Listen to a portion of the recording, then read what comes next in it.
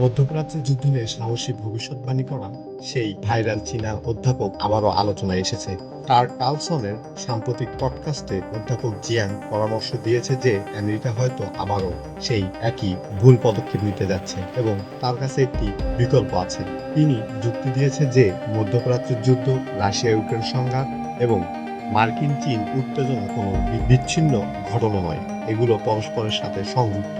তার মতে আমেরিকা উচিত রাশিয়া, চীন, ইরান সহ তার প্রতিদ্বন্দ্বীদের সাথে আলোচনা শুরু করা এবং এটা মেনে নেওয়া যে বিশ্ব আর এককেন্দ্রিক নয়, বরং এটি একটি অংশীদারিত্বমূলক বিশ্ব ব্যবস্থার দিকে এগিয়ে যাচ্ছে।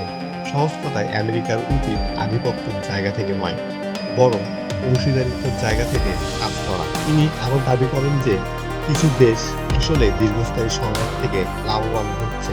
উদাহরণস্বরূপ রাশিয়ার কথায় ধরা যাক, তিনি যুক্তি দেন যে মস্কো যুদ্ধের সময় বৈশ্বিক জ্বালানির গতিশীলতা থেকে লাভবান হচ্ছে, যেমন সাম্প্রতিক পরিস্থিতিতে যেখানে ক্রমবর্ধমান মূল্য সামাল দিতে মার্কিন যুক্তরাষ্ট্রকে তেলের সাম্প্রতিক নিষেধাজ্ঞা শিথিল করতে হয়েছে। তাহলে এই সংঘাতগুলো চলতে থাকলে ভবিষ্যৎ কেমন হবে? অধ্যাপক জিয়াং তিনটি বড় পরিবর্তনের রূপরেখা দিয়েছেন। প্রথমত, ডি ইন্ডাস্ট্রিয়ালাইজেশন।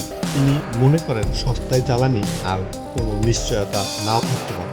এর অর্থ হতে পারে যে দেশগুলোর বিশাল শহরে জনসংখ্যা টিকিয়ে রাখতে হিমশিম খাবে, অর্থনীতিগুলো আরও বেশি স্থানীয় উৎপাদকের দিকে ঝুঁকে পড়তে পারে এবং খাদ্য জ্বালানি নিরাপত্তা সর্বাধিক অগ্রাধিকার হয়ে উঠতে পারে।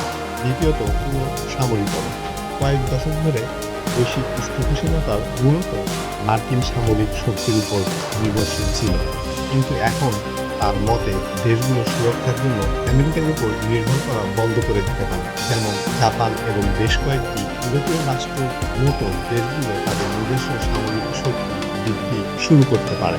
তৃতীয়ত, আত্মনির্ভরশীলতা। শক্তিশালী সামরিক শক্তির পাশাপাশি বৈশ্বিক বাণিজ্যে বিঘ্ন দেশগুলোকে তাদের নিজস্ব সরবরাহ শৃঙ্খলা তৈরি করতে, আমদানির উপর নির্ভরতা কমাতে এবং সম্পদের জন্য আরও আগ্রাসীভাবে প্রতিযোগিতা করতে বাধ্য করতে পারে। সীমিত প্রাকৃতিক সম্পদ সম্পন্ন দেশগুলোর জন্য এটি বৈশ্বিক জোটগুলোকে উল্লেখযোগ্যভাবে নতুন রূপ দিতে পারে। তাহলে আমরা আসলে এখানে কি দেখতে পাচ্ছি? এমন একটি বিশ্ব যেখানে মার্কিন আধিপত্য চ্যালেঞ্জের মুখে পড়ছে এবং বৈশ্বিক ব্যবস্থা ধীরে ধীরে খণ্ডিত হচ্ছে। এখন এই ভবিষ্যৎবাণীগুলো বাস্তবে ঘটবে কিনা তা নিয়ে এখনো অনেক বিতর্ক রয়েছে। আপনার কি মত?